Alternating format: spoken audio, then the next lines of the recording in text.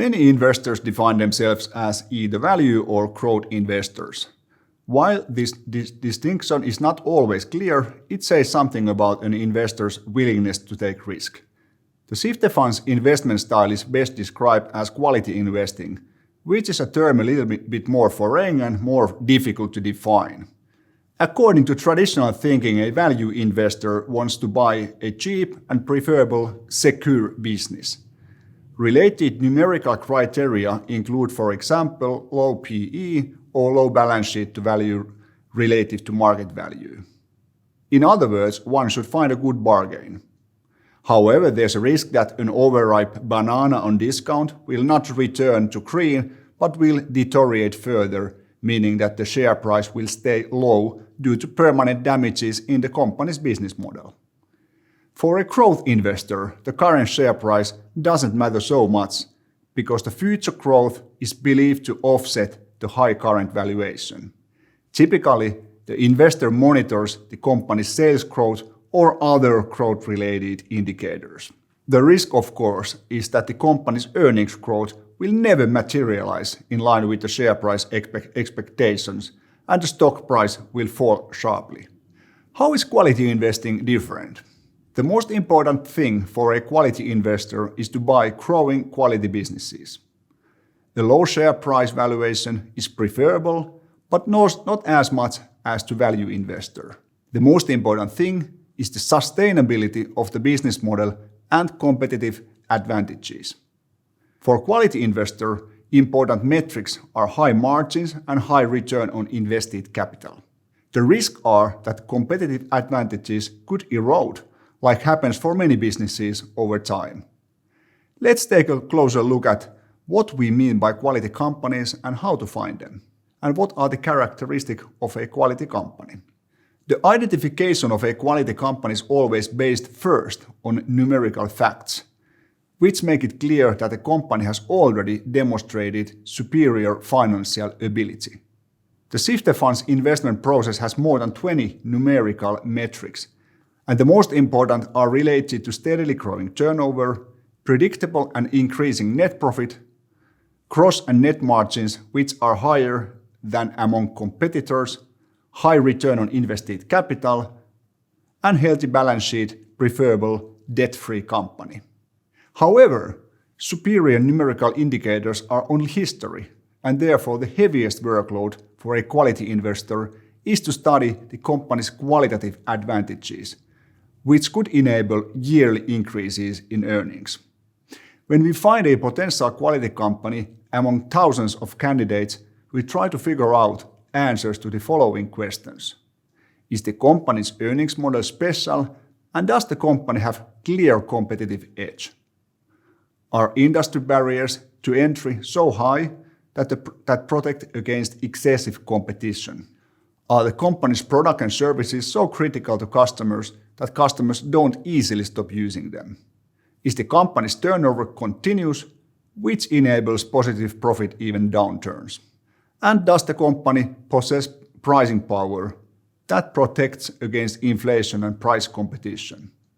Regarding the market growth, we want to understand how much company's products revenue will grow, and will the company gain a larger market share from this growth? Is the company developing new products, and are the growth predictions based on new market segments? In addition, we want to understand what the company's corporate culture is and how experienced the management is. Finally, we take even closer look at the risk, which can be industry disruption in the form of new competitors or the company's unclear ownership structure, and we also review both political and responsibility risk. Typically, a study like this takes weeks to months. After all this research, it remains to be verified whether the investment is profitable. In other words, it would be a little silly to buy top quality without getting it at a reasonable price. We don't expect a rapid rise in the share prices. On the contrary, usually quality businesses are marathoners who improve their running steadily round by round. Therefore, investing in these companies for a long time is the most rewarding. In order to make it easier to perceive the characteristic of quality companies, we picked a few examples from the investments in Sifter portfolio and how we analyze their diverse qualitative factors. Naturally, not every company has all the hallmarks of a quality company, but the investment candidate has to have enough them to make it into Sifter portfolio. The first example is Novo Nordisk, which is familiar to many.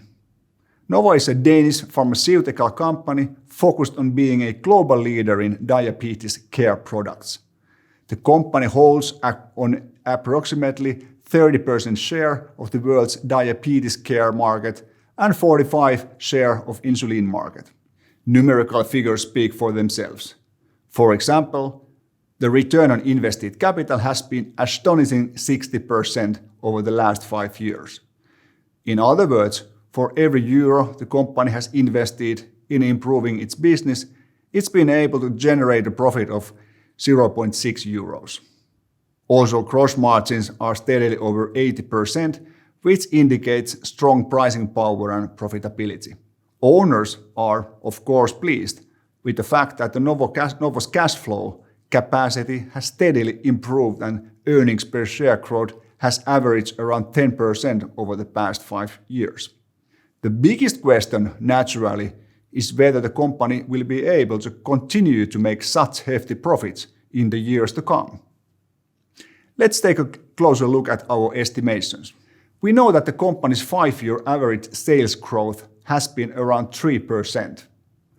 According to the latest forecast, revenue growth is expected to exceed 8% per year over the next 5 years, which is more than double. This growth rate is supported, among other things, by the increase in the number of type 2 diabetes patients, not only from the United States and Europe, but also in many Asian countries. In other words, the end market is growing. In order to accelerate the market share growth, the company invests more than 13% of sales in product development and research. Novo Nordisk growth therefore relies heavily on the development of new products and treatment methods. For example, GLP-1 treatment method has started to grow strongly and is expected to continue to grow explosively over the next 10 years. And finally, the growth is supported by a completely new drug for obesity care, which has become part of the product portfolio. This drug is called Wegovy, and it was launched in June 21, and the growth rates have been wild so far. Regarding the potential risk, we see a possible change in the regulation of medicines or treatments, which could worsen Novo's pricing opportunities in the future. Does Novo Nordisk also make sense as an investment? Novo has long been a quality company and its valuation also is quite high, maybe too high for example, for value investor. For Sifter Fund, Novo investment has been very profitable from stock market price perspective. Since November 2020, its share price has already risen by more than 50%. However, as long-term investors, we are particularly pleased with the outlook of the company's business. In conclusion, we think Novo Nordisk meets our criteria for quality company. Let's take yet another example of a different earnings model from a different industry. Verisign operates in partial monopoly position and manages the domains of corporate websites such as .com and .net. The company has several 100 million customers and demand is growing steadily from year to year as new websites are created. Let's first look at the company's historical financial figures, which are top-notch, as it's appropriate to assume from a company that has exclusive rights to manage the world's most popular web addresses. The company's EBITDA is steadily over 80% and net profit over 40%. Net sales growth has averaged 4% per year and earnings per share increased by 13% per year. What makes it possible to have figures like this from year to year? First, the company's earnings model is continuous service model, which is protected by contracts and thus the position of quasi-monopoly minimize competition. Perhaps the most important thing, however, is to understand the company's greatness is not so much based on technological know-how, but rather on strong brands. For example, there are more than 160 million .com addresses in use. The second most widely used domain in the world is the Chinese .cn, which has less than 25 million addresses. So what does Verisign growth potential look like? Future growth will come from new web pages, in other words, new domain names, at the rate of 3% per year. In addition, the company has right to raise prices by 4 to 7% annually. Since the annual fee of about $10 is negligible for customers, there's no reason for customers to consider replacing the web addresses even if the price increases slightly. In conclusion, we believe Verisign's revenue will grow even slightly faster than in the previous 5 years. Moreover, the level of expenses is of a fixed nature, which should enable more rapid growth in the bottom line. Is Verisign a good investment? It's never cheap, and it comes to mind whether one should invest in this company. The company's earnings yield has always been the lowest in Sifter's portfolio, but on the other hand, the risk-adjusted return is sufficient for us. The company's business is very predictable, and Verisign has held up well in the market even during the downturn. The company has returned over 170% stock price return to Sifter investors in the last 5 years. Here we had few examples of why we believe in long-term investing in quality companies. Let me remind you that these examples are not investment advice, but only examples to illustrate how the Sifter Fund works and invests.